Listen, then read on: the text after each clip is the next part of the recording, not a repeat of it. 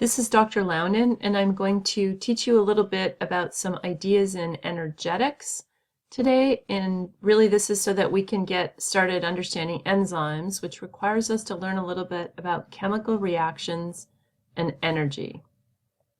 So here are the learning goals, and I'm not going to walk you through them, but you're welcome to pause the video lecture and read them for yourself. These are the things that I'm going to talk about in the next few minutes. First, let's define energy. So this is a pretty big topic, and you can take entire college and university level courses, in fact, multiple courses on them. We're going to just cover some basics. So we're going to talk about what energy is, and we're going to start by defining free energy, which is the amount of energy that is available to do work, to drive synthesis, to do transport, to do movement. So in the context of the human body, the energy required for you to leap into the air, or the energy required for you to build a protein molecule, which would be synthesis. All of those require free energy. Kinetic energy is the energy of motion, and there are different categories of kinetic energy. For example, thermal energy is the energy of motion at the molecular level.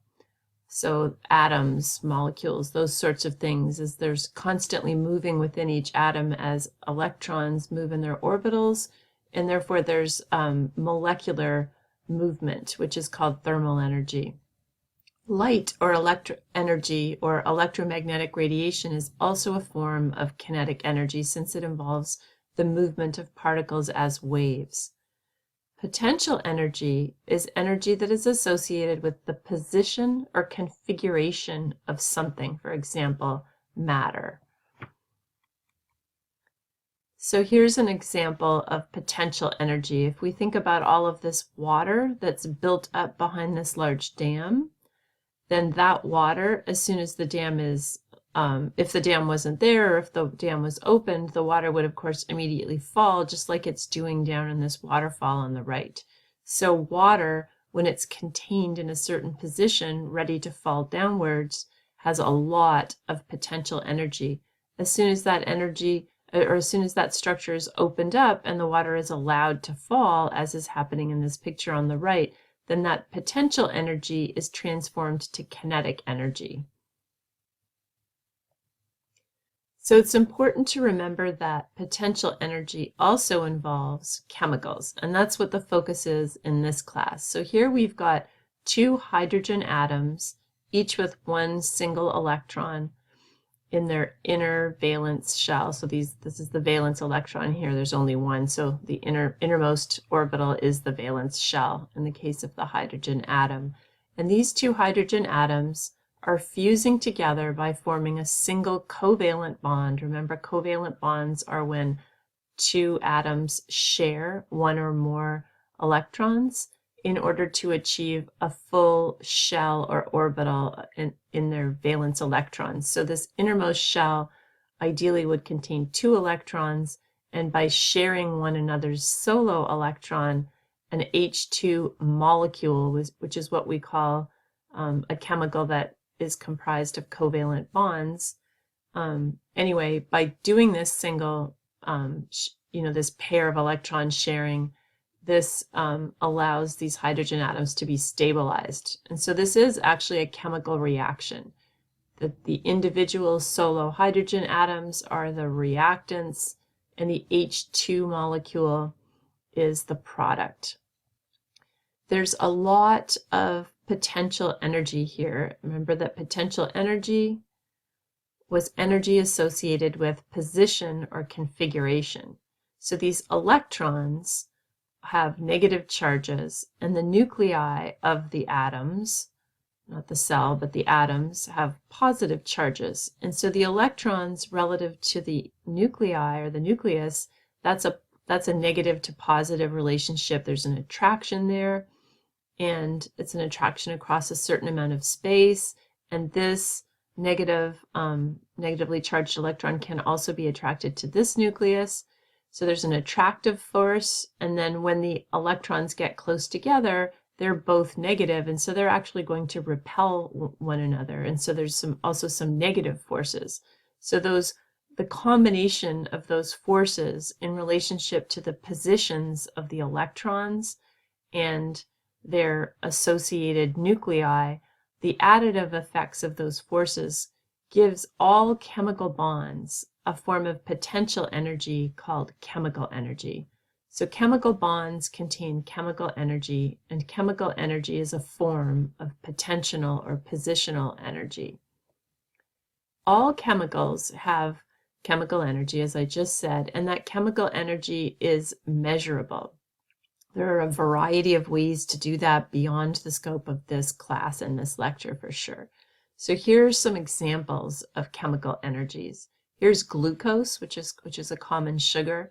There's its chemical formula. So it's a molecule rich in carbon-carbon bonds, carbon-hydrogen bonds, and carbon-oxygen bonds, and also some OH bonds. And each of those bonds has chemical energy associated with it. We measure that in units of joules or kilojoules per mole or quantity of chemical. And so the delta G of formation is just one way of calculating the energy associated with that sugar. It's the energy required to put together all those atoms and form a sugar molecule. And it's negative 910 and change kilojoules per mole. Oxygen has very low free energy, it's 0. Carbon dioxide, negative 394. Water, about negative 237. And a molecule of adenosine triphosphate, which we'll be learning more about in this class, is about negative 2300 kilojoules per mole. Interestingly, what we want to look at is the size of the number. So negative 2300 kilojoules per mole is a lot more chemical or free energy associated with ATP than negative 910 associated with glucose. So this is actually bigger. Okay, we look at the magnitude of the number. So the point being that for any chemical out there, we can measure its chemical energy in a variety of ways, and it's commonly expressed in tables. So now let's think about thermodynamics. Thermodynamics is the study of energy in all of its forms and the interconversion and relationships between different forms of energy. So it's a very big topic. There are two fundamental laws in thermodynamics that we're going to address, and chiefly we're going to focus on the first one. But here are the two laws. Energy is neither created nor destroyed. Instead, it can be transformed from one form to another. That's the first law of thermodynamics. Energy is neither created nor destroyed. Instead, it can be transformed or transferred from one form to another. The second law of thermodynamics is that entropy, which is a measure of randomness, always increases in isolated systems. You can hold that number 2 just for a knowledge factoid, and we're really going to just kind of keep referring back to number 1 in this mini lecture.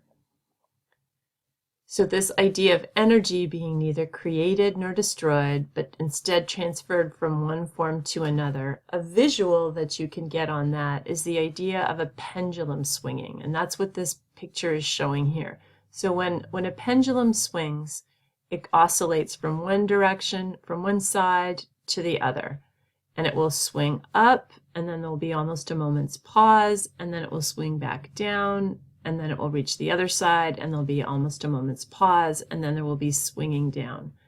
And so there's energy here, both as potential energy, which is positional energy, and also the energy associated with movement. At each moment that the end of the pendulum is at its extreme end, all of the energy associated with it during that pause is potential energy. That's when it reaches the maximum potential energy state. Then as it drops down and starts swinging to the other side, the potential energy is converted to kinetic energy, which is maximized right at the base of the swing. And then as it keeps going towards the other side, you're losing kinetic energy and you're regaining potential energy. And then all of the energy of the system, once it's at its furthest point to the left here, is considered potential energy. And so as that pendulum swings back and forth, you will see transference of energy from potential to kinetic and back to potential. at some point in time, the pendulum would stop, and that is because a little bit of energy is being transferred due to things like friction with air molecules.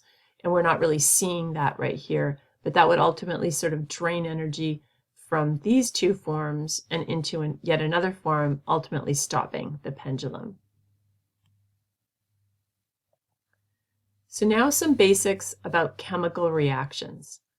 When chemical bonds, which we have discussed previously, break or form, we call that a chemical reaction. All chemical reactions, and this should be IO, all chemical reactions have products and they have reactants. Maybe I should have written that differently. I should have said they have reactants and they have products. So often chemical reactions are depicted just as letters in these arrowed diagrams or flowcharts. So here you've got chemical A plus chemical B being converted to, that's what the arrow means, right? Being transformed or converted to chemical C plus chemical D. So in that pathway, that chemical reaction, A plus B are the reactants, the things that you mix together to get change, and C plus D are the products. Sometimes there's a single product, sometimes there are multiples. Here is an actual, set of chemicals undergoing a chemical reaction. And so the molecular formula are written across the top. Here are the reactants, here are the products. CH4 is methane, and O2 is oxygen. So one methane molecule plus two oxygen molecules reacted together form the products, which are carbon dioxide, that's what CO2 is, plus water. This is the burning of methane, this reaction, the combustion of methane. Here are stick figure drawings of methane, oxygen, carbon dioxide, and two water molecules. You should recognize that water molecule because you did a homework assignment where you drew these water molecules earlier in class. There's the red oxygen, here are the two gray hydrogen atoms.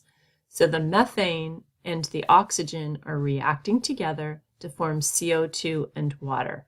And so the same atoms that go in are coming out, but the chemical bonds have been rearranged to give you the products. Every time you rearrange chemical bonds as you go from reactants to products, you're going to have to break some bonds and you're going to have to form some bonds. The initial breaking of the bonds in the reactants requires the input of a certain amount of energy, which is called activation energy.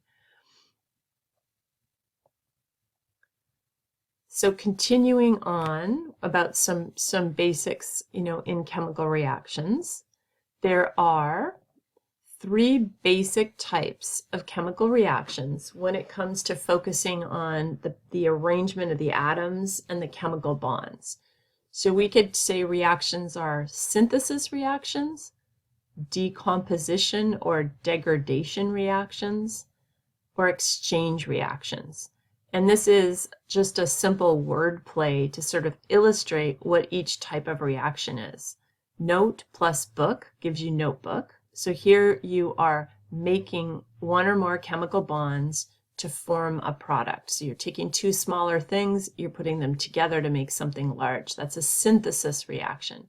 For example, synthesizing proteins or peptides from amino acids would be a synthesis reaction.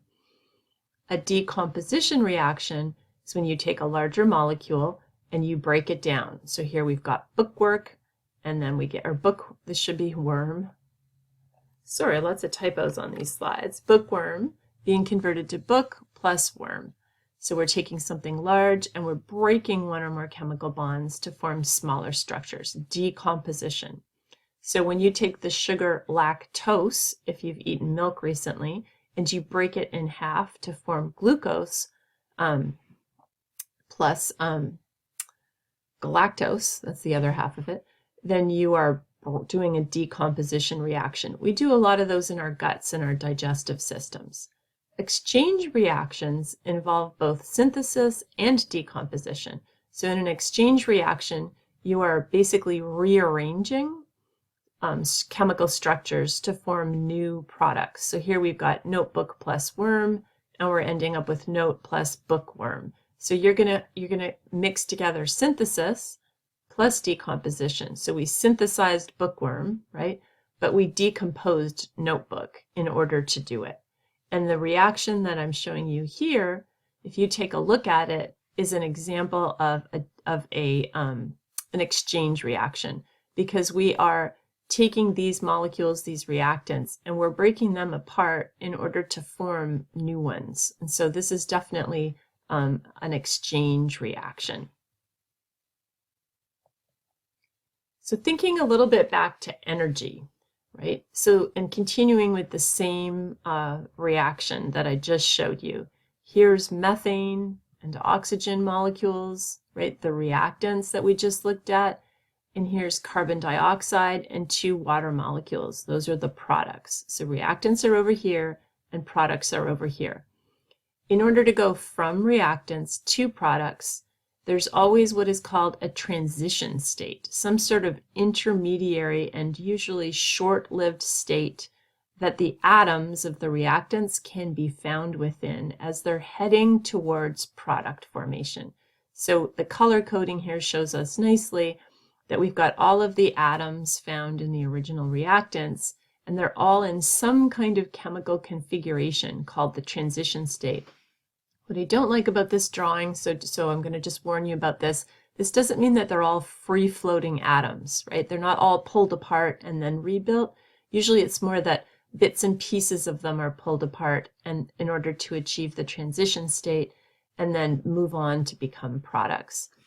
It takes energy to break chemical bonds and form the transition state. And that energy that is required is the activation energy. So there's always a little energy that has to go into a chemical reaction in order for it to proceed to form products. You'll also, if you're thinking about that first law of thermodynamics, that energy cannot be created or destroyed, it can only be transformed or transferred, it might be tempting to look at this energy diagram, and I should have pointed out to you that that's what this is. This is a free energy diagram. And so from left to right is time over the course of reaction, and the vertical axis is a measure of energy of the chemicals involved. And so in this reaction, we're going from reactants that have this level of energy, and then we're going down to products that have this level of energy. So the products actually have less chemical energy than the reactants did. And so it might be tempted to think that this violated that first law of thermodynamics, but that's not the case, because actually what happened is some energy was lost, usually as heat, sometimes as a burst of light. And that is not shown here, but a little bit of energy would have been coming out of all of this, so that in total, what you were left with was the same as what you started with from an energy perspective. Now thinking about energetics and how we can use energetics to define or describe chemical reactions. From the point of view of energy, there are 2 fundamental categories of reactions: exothermic reactions and endothermic reactions. One gives off energy, and the other needs to take in energy overall. Both still have that activation energy I mentioned a few minutes ago, okay? But just sort of moving on and thinking about the total reaction, an exothermic reaction gives off energy, and an endothermic reaction takes in energy in order for it to occur. Okay, it can't happen unless energy is put into the system. Often, that energy that is lost or taken in is in the form of heat. So exothermic reactions give off heat, and endothermic reactions, you have to put heat in order for them to occur. So there's also a difference in the energy profile or difference between reactants and products in exothermic versus endothermic reactions. In exothermic reactions, the free energy or the chemical energy of the reactants is greater than that of the products. In endothermic reactions, the free energy of the reactants is less than that of the products. So let's think about this some more, starting with exothermic reactions. Exothermic reactions. In exothermic reactions, the chemical energy of the products is less than that of the reactions, right? So here are the reactants. Again, I made that same typo here. Here's the energy, free energy associated with the reactants, and here's the free energy of the products, and the little hump is the activation energy to transition state that is always required, okay? So you can calculate this thing called delta G, or change in Gibbs free energy, named after the person that first figured this out. And it's done by taking the free energy of the products here and subtracting the free energy of the reactants here. Product energy minus reactant energy. If I take a little number and I subtract a big number, then I'm going to get a negative value for delta G. So there'll always be a negative delta G in an exothermic reaction. Energy will be coming out of the reaction, often in the form of heat, but sometimes also a burst of light. In an endothermic reaction, the chemical energy of the products is greater than that of the reactants. I'm starting to think this got auto-corrected. In other words, there's a positive delta G. So here we see reactants and products, and the reactant energy is lower than that of the product, right? So there's kind of this uphill tendency, and there's going to be a positive delta G. In order to make this reaction happen, you have to infuse energy into the situation. Endothermic reactions are not spontaneous, and exothermic reactions are spontaneous. Okay, so here's our exothermic reaction, and here is our endothermic reaction. This one is spontaneous. It will happen on its own without anything catalyzing or promoting it, or us having to put energy in. And over here, this reaction really is not thermodynamically possible, and so it won't happen unless you put energy into the system. So a couple examples. Whenever you're looking at anything burning, right? This is like one of these new solo stoves that my neighbor has, and they're wood burning, and they generate like a ton of heat and burn really efficiently.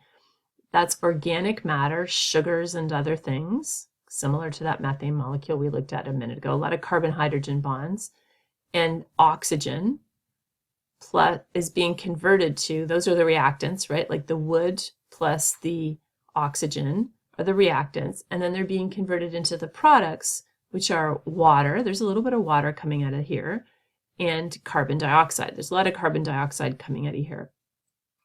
The free energy of the reactants is much greater than the free energy of the products. And so that's an exothermic, spontaneous reaction. And it has a negative delta G associated with it. In contrast, in our cells, when we are synthesizing or making peptides which turn into proteins, what we're doing is we're taking amino acids and we're connecting them together through the formation of peptide bonds, and the structure that does that is called the ribosome. It's this brown blob in this particular figure. So here we're taking little amino acids, and those are the reactants, and we're connecting them together into a long, more complex peptide. That's the product. The free energy of the peptide is much greater than the free energy of the individual amino acids of which it is composed. And so this is an example of where you would have a negative delta G, a positive delta G, and you would have an endothermic reaction. You have to put energy into this reaction. You have to give energy to the ribosome by providing it with other sorts of chemicals in order to have this synthesis of proteins occur.